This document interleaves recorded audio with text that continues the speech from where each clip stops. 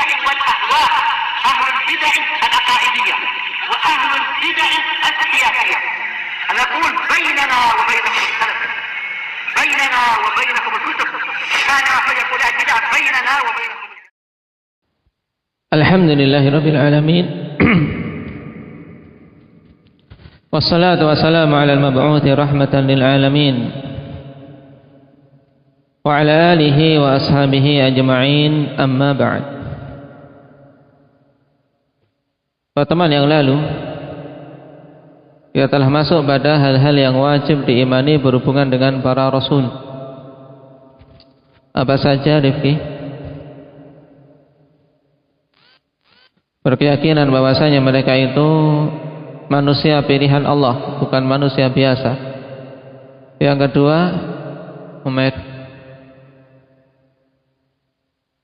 mereka itu adalah orang-orang yang maksum dalam penyampaian risalah. Yang ketiga, Arin, mereka orang-orang yang maksum dari dosa-dosa besar. Nah, kemudian yang keempat, sudah kita ambil belum? Apa itu Maulana? Bahwasanya mereka itu tetap manusia biasa, dalam artian manusia tidak mencapai derajat ketuhanan. Manusia yang tetap butuh makan dan minum. Manusia yang juga terkadang mengalami kelupaan. Sebagaimana Nabi SAW diperintahkan untuk mengatakan hal ini. Qul innama ana basyarum mithlukum yuha ilayya. Katakan wahai Nabi, hanyalah aku ini manusia seperti kalian, tapi bedanya apa? Yuha ilayya. Naam, yang diwahyukan kepadaku wahyu.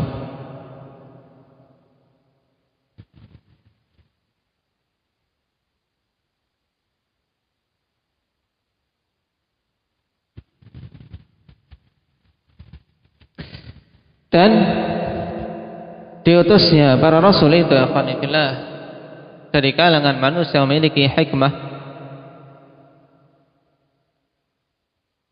Di antara hikmah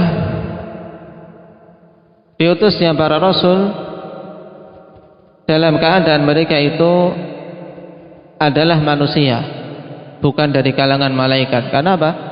Di antara celaan atau alasan orang-orang kufar, kenapa kok yang diutus orang-orang di antara kita, tidak diturunkan malaikat saja? Nah, hikmahnya apa? Yang pertama, an-da'i idza kana min jinsil mad'uin kana aqdara ala tawjihihim wa kanu aqraba ila qabuli da'watihi wal iqtida' bih.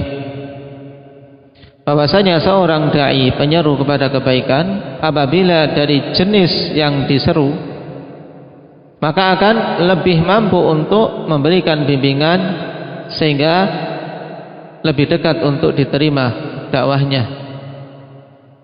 Tatkala dari sesama manusia akan mampu untuk memberikan penjelasan dan lebih cepat diterima.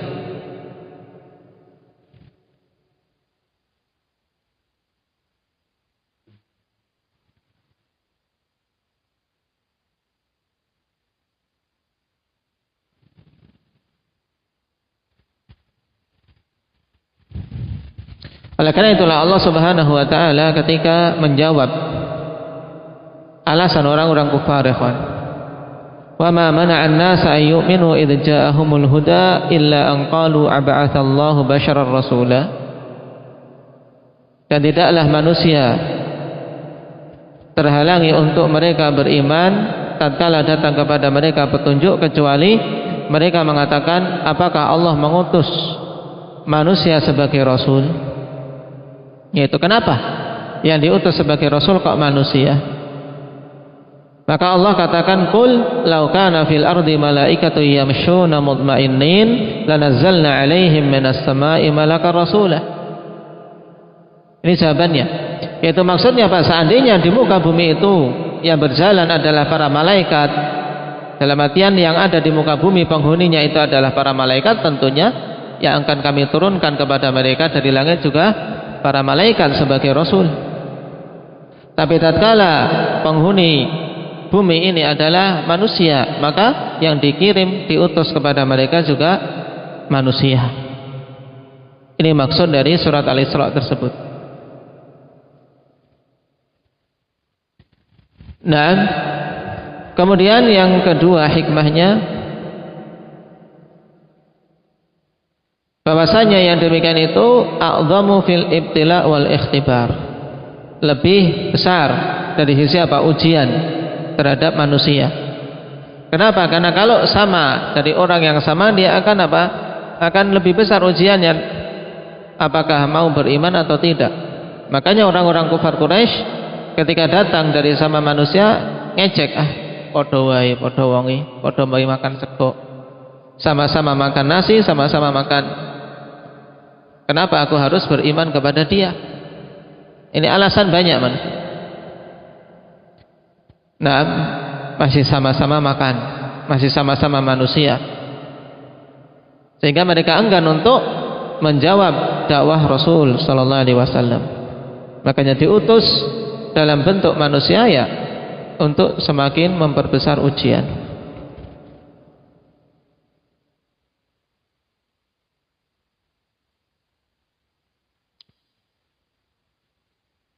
Ini dua hikmah di antara hikmah-hikmah yang sangat jelas diutusnya Rasul untuk kita ikhwani fillah dari kalangan manusia. Kemudian perkara kelima yang wajib kita imani berhubungan dengan iman terhadap para rasul, annahum kulluhum rijal, bahwasanya para rasul keseluruhannya adalah laki-laki, tidak ada rasul dari kalangan perempuan. Apa yang menunjukkan kalau rasul itu semuanya laki-laki? Ahmad.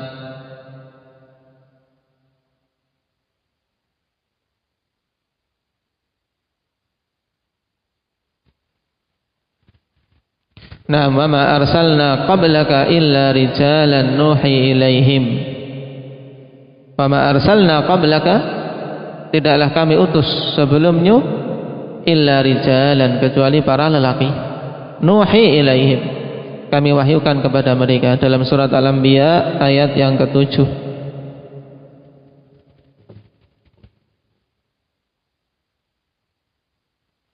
Dan pada diutusnya Rasul dari kalangan laki-laki, semua Rasul laki-laki ya kawan, padanya hikmah disebutkan para ulama. Di antara hikmahnya kenapa? Karena jinsur rijal afdal min jinsin nisa. Jenis laki-laki itu lebih utama daripada jenis perempuan. Ini secara jenisnya. Walaupun individu-individunya, ya tentunya terkadang satu orang wanita mungkin lebih utama daripada ribuan laki-laki. Kalau dari individunya, Aisyah tidak bisa dibandingkan dengan laki-laki di kalangan kita dari sisi keutamaan. Tapi dari sisi jenis laki-laki lebih utama dari jenis wanita. Dan Allah pilihkan untuk sebagai utusannya yang paling utama.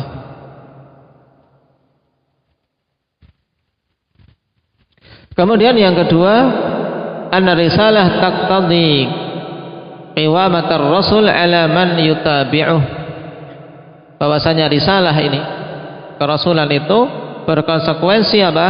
Berkonsekuensi tanggung jawab Rasul atas orang-orang yang mengikutinya. Dan ini tidak mungkin terwujud pada para wanita, kawan. Mereka bertanggung jawab atas umat karena mereka punya kewajiban untuk melayani suami-suami mereka. Juga dikarenakan mereka lemah.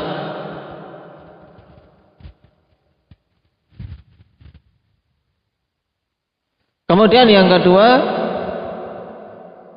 anna risalah laha tabi'at, anna risalah laha tabi'atun la tastati'uha al-mar'ah, bahwasanya kerasulan itu ada hal-hal yang tidak mungkin diwujudkan oleh seorang wanita.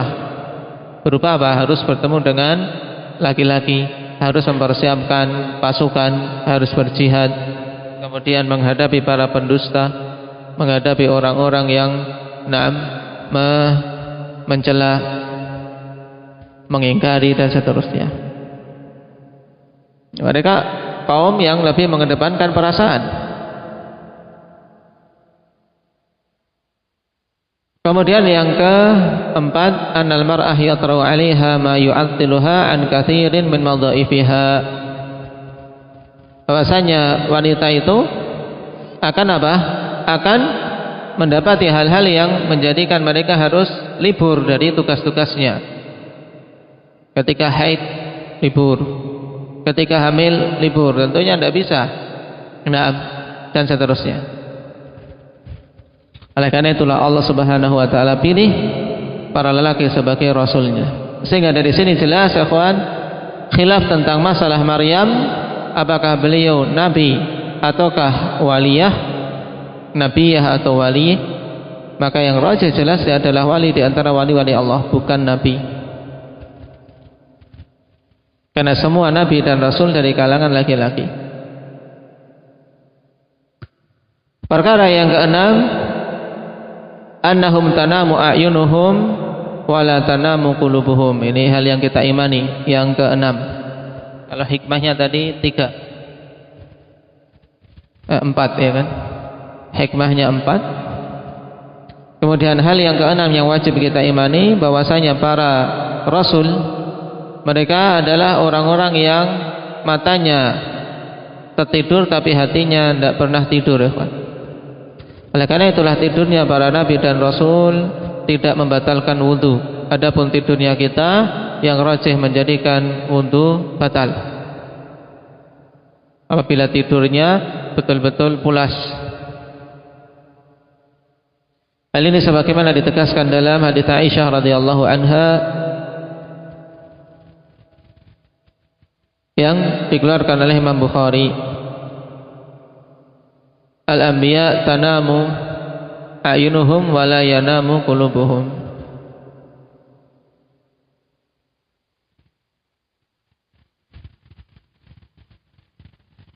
Para nabi itu mata-mata mereka tertidur tapi hati-hati mereka tidak tertidur. Dan dalam hadits Aisyah lafadznya ketika ditanya, tanamu qabla an tutir, engkau tidur sebelum witir, maka Nabi mengatakan, tanamu aini wa la yanamu qalbi, mataku tidur dan hatiku tidaklah tidur. Kemudian yang ketujuh, kita beriman bahwasanya mereka diberi pilihan ketika datang kematian, at-takhyir indal maut, dan ini juga kekhususan mereka.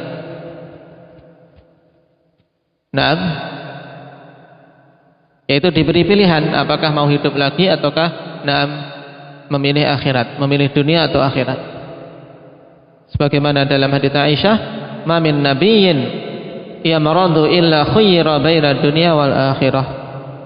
Tidaklah seorang nabi pun sakit kecuali akan diberi pilihan antara dunia dan akhirat. Hadis dikeluarkan oleh Imam Bukhari.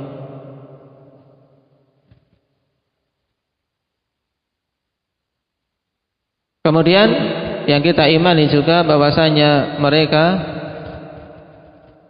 dikuburkan di manapun mereka meninggal, dan jasad-jasad mereka tidak akan pernah dimakan oleh tanah.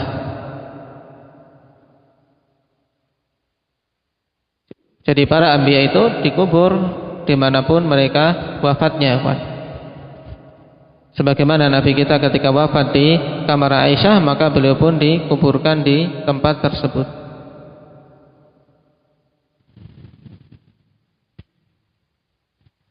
Sebagaimana dalam hadis yang diriwayatkan oleh Imam Ahmad, la yuqbaru nabiyyun illa haitsu yamut. Tidaklah seorang nabi pun dikuburkan kecuali di mana mereka meninggal.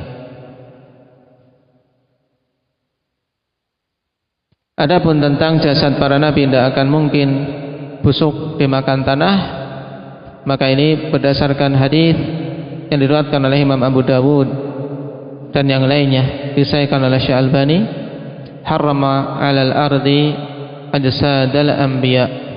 Innallaha harrama 'alal ardi ajsadal anbiya. Sesungguhnya Allah mengharamkan atas bumi-bumi ini jasad para nabi.